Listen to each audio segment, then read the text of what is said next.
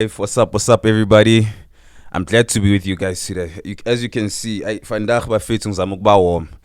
actually raining outside. This is one of my favorite weathers. But yeah, man, let's get into business. Today, I'm going to talk about leadership. Leadership. And a lot of people, they think that to be a leader, you have to be a politician, you have to get some sort of position, but you can also lead without having any position. All right. So I want us to go through the 5 steps of leadership that I've learned from um who's this guy? I'm forgetting his name right now. John C. Maxwell. Yeah, John C. Maxwell, one of the expert in leadership. You know what I mean? He writes a lot of books when it comes to leadership. So there's this article that I bumped into of his, and I liked it a lot. And I was like, you know what? Let me look into this. And I just thought I could just teach you guys about this. Okay, the first thing is position, guys. Let's say you enter an organization or you are in the community. There's certain people who have certain positions, right? And sometimes that's the reason why you're following them. And that's the reason maybe you are a leader because you have a certain position. But people are following you because they have to follow you. It's not because they want to follow you. They don't even maybe consider you as a leader. Maybe they might consider you as your leader, but they're just following you because of your position. Nothing more, nothing less. All right. So you want to move beyond that. You don't want people just to follow you because of your position. A lot of people think that they are leaders, that they are great leaders, but the reason why people are following is because of your position. You understand? There's a title. You understand? Because of your job description. Okay. So that's the first step. We follow people because of their title, but I want you guys to move to the next step. And the next step is relationship. People follow you because they want to follow you. Now it's not because of your title. Now it's because they want to. And the reason is because you've built relationships with them. It's because you are caring towards them. It's because you are showing you are actually showing compassion for them. You understand? You are treating them as human beings. There's some sort of relationship between you and those people, and that's why they follow you now. And you want to get to a point whereby people want to follow you because maybe they know you're a good person. You understand? But you don't have to end it there. Do you understand? You don't have to end it there. There's another step that you have to evolve to. Do you understand? After creating those relationships. And the next step is reproduction. It's being productive. Do you understand? So that means people are now following you because you are very productive. You are doing your job well. Do you understand? We respect people who are very competent. And we want to follow them because they know what is it that they are doing. So you want also people to follow you because of what is it that you do. Do you understand?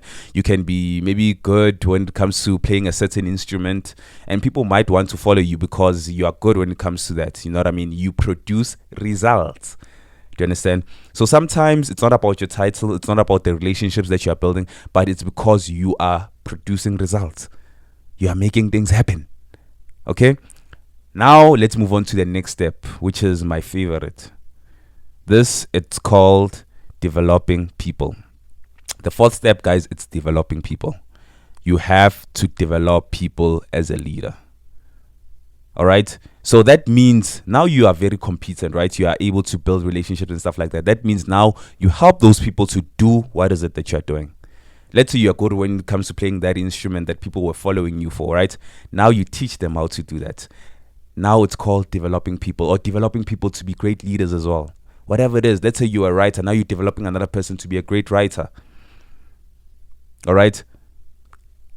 At your organization, let's say, for instance, you're an admin and you are good when it comes to Excel and all these other things. You develop other people to be able to do this. If you are a radio personality and you are good when it comes to running the desk and stuff like that, yes, people might follow you because you are good when it comes to it, but move on to the next step. Help them to be able to run the desk as well. When you are around, are people that are following you or people that you are leading, are they able to actually ensure that the department is still working well? So part of leadership, it means that even if I'm not around, people that follow me are able to do what is it that they have to do, or what is it that I do, because I have developed them. So learn to develop people. Very important. The next step, guys, is the last one. This step, people have to decide. All right. John C. Maxwell calls it brotherhood. I think he calls it. Yeah, I think it's personhood. All right.